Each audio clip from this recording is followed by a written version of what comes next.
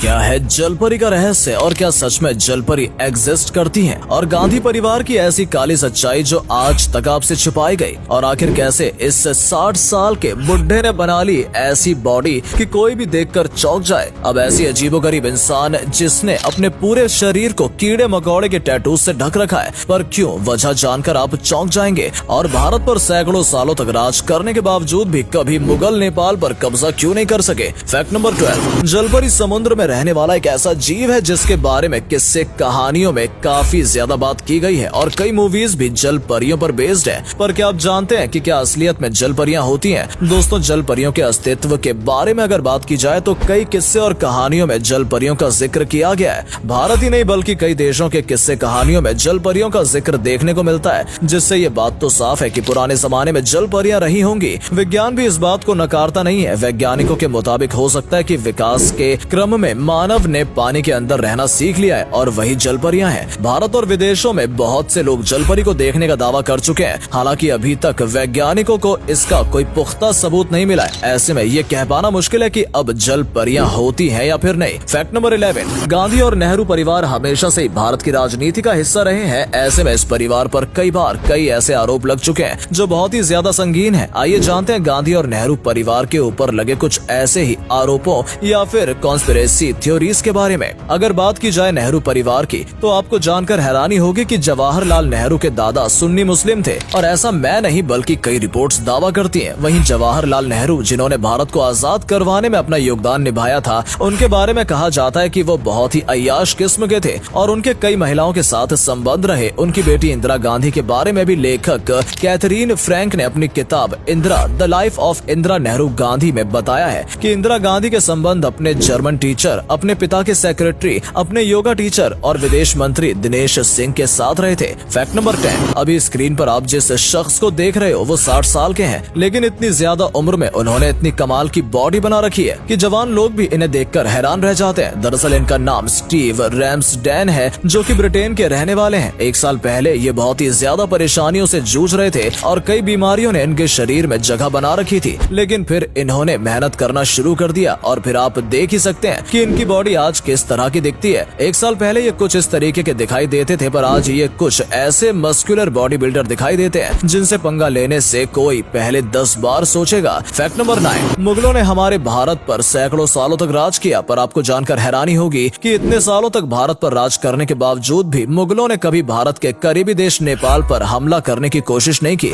लेकिन क्यों? असल में इसके पीछे कई कारण हैं, जैसे कि नेपाल की भौगोलिक स्थिति ऐसी है कि उस पर कब्जा कर पाना बहुत मुश्किल और खर्चीला था। इसके अलावा मुगलों को नेपाल में कोई इंटरेस्ट ही नहीं था, क्योंकि वहाँ पर कब्जा करने में उन्हें जितना खर्च आता उतना उन्हें वहाँ पर मिलता नहीं। मुगल इसी वजह से नेपाल में इंटरेस्टेड ही नहीं थे। एक वजह ये भी बताई जाती है कि नेपाल के गोरखा वॉरियर्स बहुत ही ज्यादा खतरनाक होते हैं, जो कभी मुगलों को नेपाल पर कब्जा नहीं करने देते, और यही कुछ कारण थे जिनकी वजह से मुगलों ने कभी नेपाल की ओर ध्यान ही नहीं दिया। फैक्ट नंबर 8, रावण का एक ऐसा अधूरा सपना जो कभी पूरा नहीं हो पाया। दरअसल रावण स्वर्ग तक जाने की सीढ़ियां बनाना चाहता था ताकि कोई भी राक्षस बिना दान पुण्य करे आसानी से स्वर्ग जा सके। इसलिए रावण ने शिव जी की तपस्या की। कड़ी तपस्या के बाद शिव जी से रावण ने स्वर्ग की सीढ़ियां बनाने का वरदान मांगा, लेकिन इससे पहले शिव जी ने रावण के लिए एक शर्त रखी कि वो अगर एक दिन में 5 पौड़ियों का निर्माण कर देता है तो उसका ये वरदान पूरा हो जाएगा। इसलिए रावण ने पहली पौड़ी हरिद्वार में बनाई और दूसरी पौड़ी का निर्माण रावण ने हिमाचल प्रदेश में किया और तीसरी पौड़ी का निर्माण रावण ने चुडेश्वर महादेव और चौथी पौड़ी का निर्माण किन्नर कैलाश पर किया। लेकिन देवताओं में ये सब देखकर डर का माहौल था, क्योंकि अगर ऐसा हो जाता तो बहुत बड़ी मुसीबत आ सकती थी। इसलिए देवताओं ने रावण के पास निद्रा देवी को भेजा और निद्रा देवी रावण के अंदर समा गई। इसकी वजह से रावण को बिना थके ही नींद आ गई और जब रावण की नींद खुली तो सवेरा हो चुका था। इसलिए रावण का ये सपना अधूरा रह गया। फैक्ट नंबर 7, हाल ही में स्वीडन में एक ऐसी हिरन की प्रजाति देखने को मिली है जो बहुत ही दुर्लभ है। इस प्रजाति के हिरन को देख पाना बहुत ही मुश्किल है, क्योंकि ये हिरन की प्रजाति बहुत ही रेयर है और ये कई सालों में 1-2 बार दिखाई देती है। दरअसल रिसेंटली स्वीडन के वाइल्ड लवर को व्हाइट मूस नाम के हिरन की प्रजाति दिखाई दी, जो देखने में बहुत ही खूबसूरत होती है। आपको बता दें कि ये ज्यादा तापमान पसंद नहीं करती है। ये हिरन एक खास तरीके के तापमान में रहना पसंद करती है। हालांकि व्हाइट मूस अमेरिका, कनाडा जैसे देशों में भी पाई जाती है, लेकिन बढ़ती शहरी आबादी के कारण इसको देखना बहुत ही मुश्किल बात है और ये कई सालों में 1-2 बार ही दिखाई देती है। फैक्ट नंबर 6, जब भी आपने भगवान श्री कृष्ण कृष्ण को मूवीज या पेंटिंग्स में देखा होगा तो उनके मुकुट पर एक मोर का पंख लगा होता है। क्या आपको पता है कि आखिर श्री कृष्ण इस मोर के पंख को अपने मुकुट पर क्यों लगाते हैं? दरअसल जब श्री कृष्ण का जन्म हुआ था तो उनका नामकरण करने के लिए ऋषि कत्यन आए।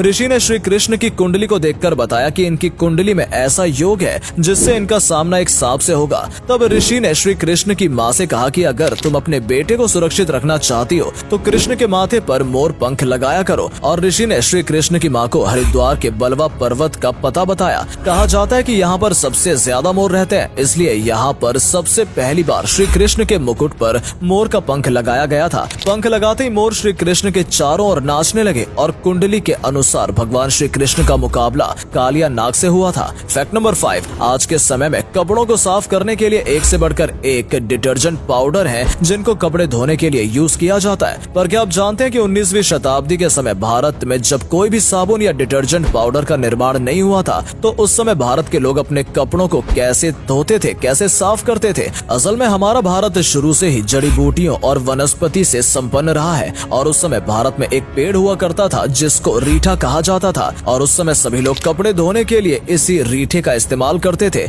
ये उस समय काफी ज्यादा प्रचलित था। महंगे रेशमी वस्त्र को कीटाणु मुक्त और साफ करने के लिए रीठा आज भी एक बेहतरीन ऑर्गेनिक प्रोडक्ट है। फैक्ट नंबर 4, हर व्यक्ति की ख्वाहिश ये जरूर होती है कि उसके मरने के बाद उसका अंतिम संस्कार उसके परिवार वाले ही करें, पर बदलती दुनिया और अपने काम की वजह से बहुत से लोग ऐसे हैं जिनके पास अपने रिश्तेदार या परिवार वालों के अंतिम संस्कार तक में जाने का टाइम नहीं है। और इन सब बातों को देखते हुए किसी ने इसका एक स्टार्टअप ही बना डाला है जिसका नाम सुखांत फ्यूनेरा है। दरअसल ये स्टार्टअप लोगों को अंतिम संस्कार की सुविधाएं देता है, जैसे अर्थी, पंडित, बाल कटवाने की सुविधा, शरीर को कंधा और साथ ही अस्थियां विसर्जन तक ये स्टार्टअप ही करता है। हालांकि ये सब किसी भी शख्स के परिवार वाले करते हैं, पर वक्त इतना बदल चुका है कि किसी के पास इतना भी समय नहीं है कि वो अपने परिवार वालों के अंतिम संस्कार में भी आ सके, इसलिए इस स्टार्टअप को बनाया गया है। फैक्ट नंबर 3, अगर आप भी इस समय पर खाते हैं फल तो हो जाइए सावधान, वरना आपको भी हो सकती है एक भयानक बीमारी। दरअसल फल तो सभी लोग खाते हैं, लेकिन अगर आप खाना खाते समय फल खाते हैं या फिर खाना खाने के तुरंत बाद फल खाते हैं तो ये आपके लिए बहुत खतरनाक हो सकता है। वो इसलिए क्योंकि जब हम खाना खाते हैं तो हमारे शरीर में ग्लूकोज बन रहा होता है, लेकिन जब हम खाने के साथ फल खाने लगते हैं तो हमारी बॉडी में फ्रक्टोज भी बनने लगता है और जब हमारी बॉडी में एक साथ इन दोनों का रिएक्शन होता है तो फ्रक्टोज कन्वर्ट होकर फैटी एसिड में बदल जाता है, जिससे शरीर में मोटापा बढ़ने लगता है और कई बीमारियां बन सकती हैं। इसलिए रोटी खाने के बाद फल को नहीं खाना चाहिए। या तो खाना खाने से 1 घंटे पहले फल खा ले या फिर 1 घंटे बाद साथ में फल और खाना नहीं खाना चाहिए। और अगले फैक्ट पर जाने से पहले इस फोटो को ध्यान से देखिए और बताइए आपको कौन दिखाई दे रहा है। इससे पता लगेगा आपका दिमाग और आपकी आंखें कितनी तेज हैं। आपको मिलते हैं 5 सेकेंड। Fact number 2,